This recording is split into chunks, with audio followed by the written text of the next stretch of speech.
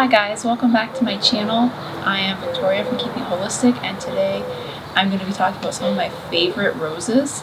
And this year I've added a bunch of new roses to my garden. I have probably at least like 10 different roses. I even have one in the front of my house. So over here on this side of my yard I am doing a cottage style garden, and I am doing a pink, purple, blue, and white kind of theme, so those soft, pretty, cool colors. And so when I was selecting roses for my garden, I wanted to pick ones that were mostly pinks and a few whites. So that's what I was looking for when I was looking at roses. And then I was also looking for quality roses. So I wanted to pick roses that were, very ruffly and showy, pretty ones. So over here on this end, we'll start over here. I have Bathsheba. And it's the one rose that I picked that's not pink or white. I picked that one because it just looks so pretty, and I just always really wanted like a peachy color rose, so I just made the exception for that one rose. It's a beautiful climbing rose, and it's kind of peachy in the middle, and then it's lighter colored around the outside of the petals. So I'm looking forward to seeing it grow. It's growing very upright right now, and I expect it will kind of take over that section of my fence.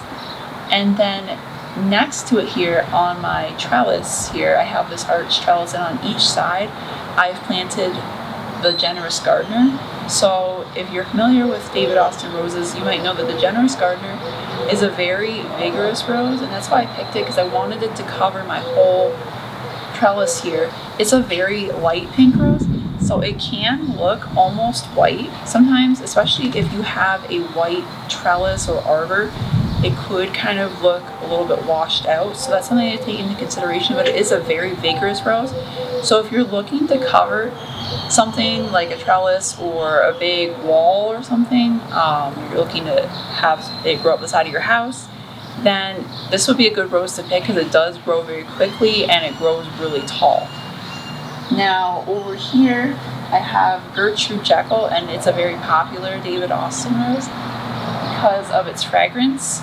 It is very thorny though, so that's something to keep in mind. It's a thorny rose, but often those thorny roses, they tend to be the best smelling roses, so that's also something to know. So Gertrude Jekyll is a beautiful climbing rose. I would say it's like a medium pink, maybe it's a brightish kind of pink, and it is heavily scented, so I'm looking forward to seeing it grow. It's going to cover this area of my fence over here. And then over here it's struggling a little bit. It's the one rose I got that's kind of struggling a little bit. And the nice thing is that David Austin, they do have like a 5-year guarantee. So I contacted them about a month after I planted it and let them know that it wasn't thriving. And so they did give me a refund on that. So I was really happy about that. They can also replace it too if you want.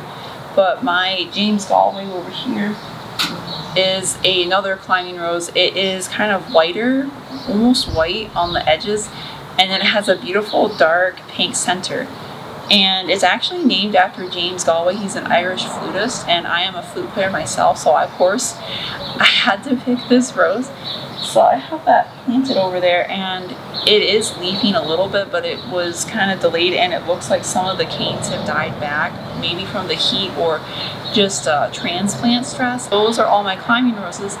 So next I'm going to get into my shrub roses. I have a shrub rose out front. It's called the Duchess of Rembrandt, and it's not from David Austin. It's not a David Austin rose. It's an heirloom rose.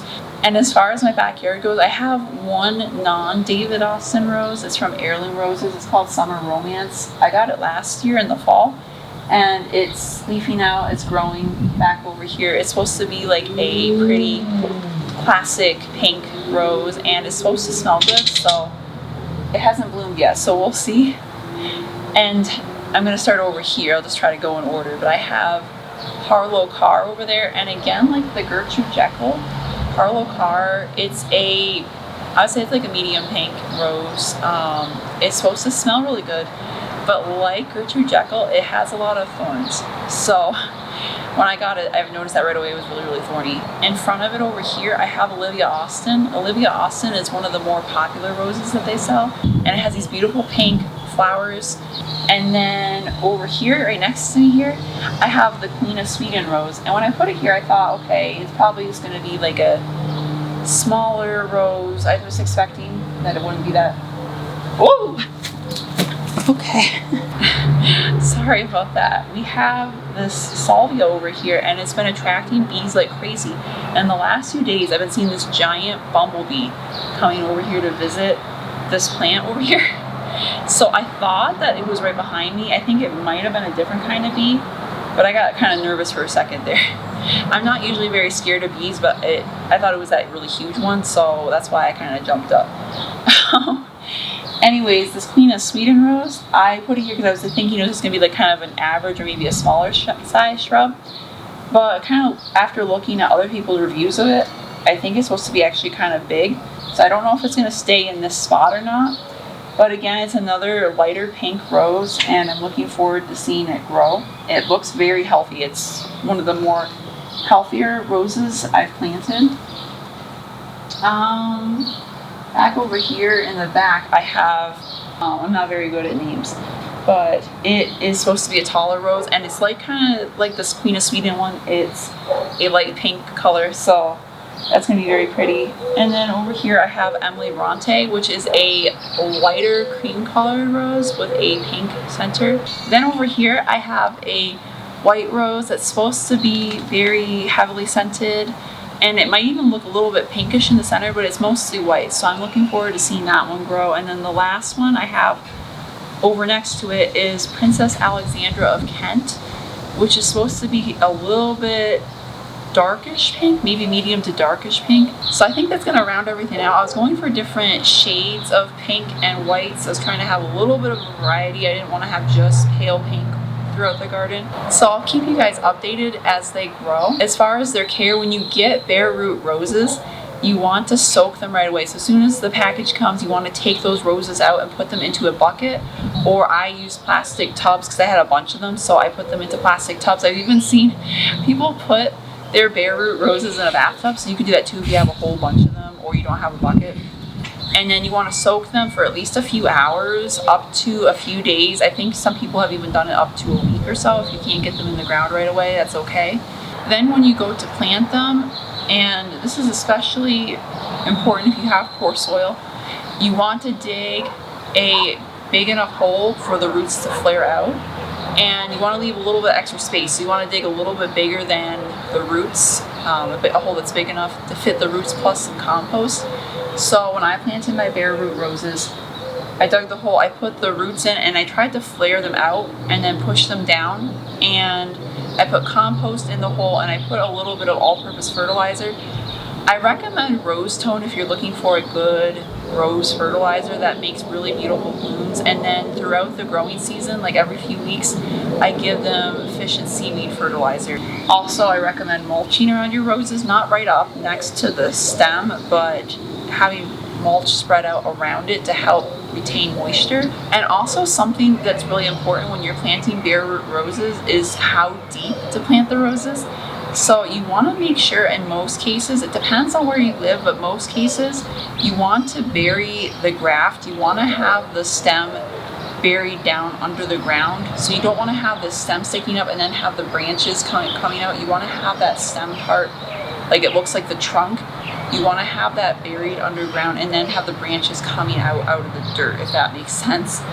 The reason for this is it helps protect the roses in cold environments. And then as far as pruning goes, I prune mine back pretty heavily. You want to prune it by at least a third to a half the size of the rose. And I get rid of all the crossing branches, the dead branches, and I try to make my roses have like a vase shape, so I try to keep it a little more open in the center, kind of how I prune my fruit trees. So this helps improve airflow and reduce disease. And also I defoliate my roses during the winter when I go to prune them. So I not only prune the canes and the branches, but I also prune back. I take off all the leaves. This helps reduce black spot and other fungal diseases on the leaves. Make sure you get rid of the leaves. And so these tips should keep your roses pretty healthy and thriving for years. Roses can last for decades if you take care of them really well. And before I close out, I just realized I forgot to mention I have one right here that I didn't mention. I have the Alnwick rose. I don't know if I'm saying that right, but it's kind of a peachy pink rose, and I wasn't really going for peachy pink, but when I saw the pictures of the rose, I just put it in my cart. So we'll see how it turns out.